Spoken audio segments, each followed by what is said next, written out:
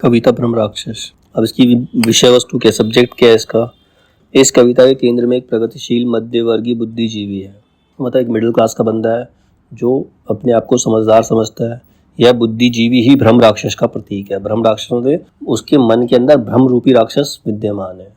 यह ब्रह्म राक्षस ज्ञानवान है, लेकिन उसके ज्ञान का उपयोग समाज के हित में नहीं हो सकता, क्योंकि वह एक प्रत्यक्त सूनी बावड़ी अर्थात किसी सूने तालाब में कैद पड़ा हुआ और स्वयं में उलझा हुआ है। मतलब खुद से ही उलझा हुआ है, उसके अंदर ज्ञान है, सब कुछ है, लेकिन वो कुछ कर नहीं पाता क्योंकि वो उलझा पड़ा है।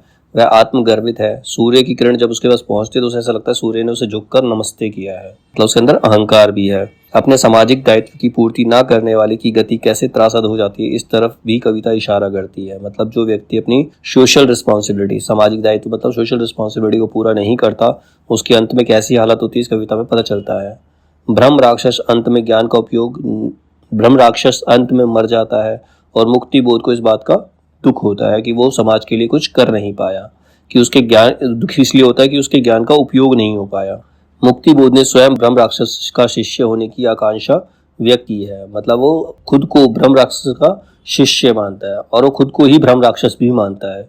कविता का शिल्प क्या है, काव्य रूप है इसका। ये एक लंबी कविता है। लंबी कविताओं की तरह भाव श्रृंखला के कारण लंबी नहीं हुई, मतलब उसमें लाइनें अधिक नहीं है, बल्कि समस्या का संपूर्णता से विश्लेषण करने के प्रयास में ये कविता लंबी हो गई है। अब इसका प्रतीक क्या है, अंधेरे में कविता, कविता की तरह यहाँ भी मैं और वह का द्वंद्व है। ब्रह्म राक्षस के विभाजित व्यक्तित्व का प्रतिनिधित्व करता है। मतलब वो ब्रह्म राक्षस में दोहरा व्यक्तित्व है, डबल पर्सनैलिटी है। मतलब एक तरफ वो खुद को ज्ञानवान समझता है लेकिन उसका इस्तेमाल नहीं कर पाता, और दूसरी ओर खुद को उसका शिष्य भी मानता है। तो यहाँ पर डबल पर्सनैलिटी का वर्णन किया गया है। श्रीकांत वर्मा ने दावा किया है कि मुक्ति बोध स्वयं ब्रह्म राक्षस की भूमिका में है। मतलब वो खुद को ही ब्रह्म राक्षस मानते हैं और उसके शिष्य की भूमिका में भी वह स्वयं को ही उपस्थित करते हैं। ब्रह्म राक्षस उस मन का प्रतीक है जो आदर्शवादी, आग्रही और व्यक्तिवादी दबावों के बीच पिसकर घुट जाता है, जबकि मैं या ब्रह्म राक्षस का शिष्य समझ चुका है कि कोई भी व्यक्ति अपनी व्यक्तिगतता में पूर्ण नहीं हो सकता, कोई भी व्यक्ति अपने आप में संपूर्ण नहीं हो सकता, कंप्लीट नहीं हो सकता।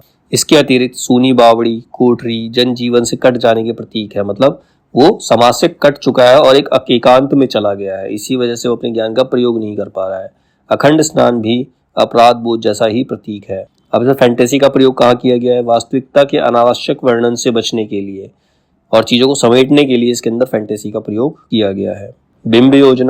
बिंब योजना भयानकता एवं रहस्यात्मकता को धारण की, मतलब कविता में एक भयानकता और रहस्य दिखाई पड़ता है। सामान्य जीवन, भौतिक विज्ञान, गणित, प्राकृतिक दृश्यों आदि का प्रयोग इसके अंदर किया गया है। ठंडे अंधेरे मन की अभिव्यक्ति गहराइयों का प्रतीक है। जो मन ठंडा हो जाता है, अंधेरे में रहता है, उसके अंदर उसके मन में बहुत गहरे दुख होते हैं, इस वजह से वो ऐसा हो जाता है। अब ब्रह्म राक्षस की महत्वपूर्ण काव्य पंक्तियां क्या क्या हैं। विगत शत पुण्य का आभास, जंगली हरी कच्ची गंध में बसकर हवा में तैर बनता है गहन संदेह, अनजान किसी बीती हुई उस श्रेष्ठता का जो कि दिल में एक झटके से लगी रहती है। विगत शत पुण्य का आभास का मतलब बीते हुए 100 पुण्य का आभास तो खुद को होता है कि उसने कितने पुण्य की, कितने अच्छे काम किए हैं। जंगली हरी कच्ची गंध में बसकर वो हवा में तैर रहा है, मतलब अपने पुराने कामों को देखकर हवा में तैरता है और संदेह है कि वो एक ज्ञानी व्यक्ति है। और अनजानी किसी बीती हुई उस श्रेष्ठता, उसके जो पहले जो श्रेष्ठ था वो किसी वक्त किसी समय में वो श्रेष्ठ हुआ करता था, वही श्रेष्ठता जो है उसके दिल में खटकने लगती है। घिस रहा है देह हाथ के पंजे बराबर, बाह छाती मुंह छपाछप, खूब करते साफ फिर भी मैल।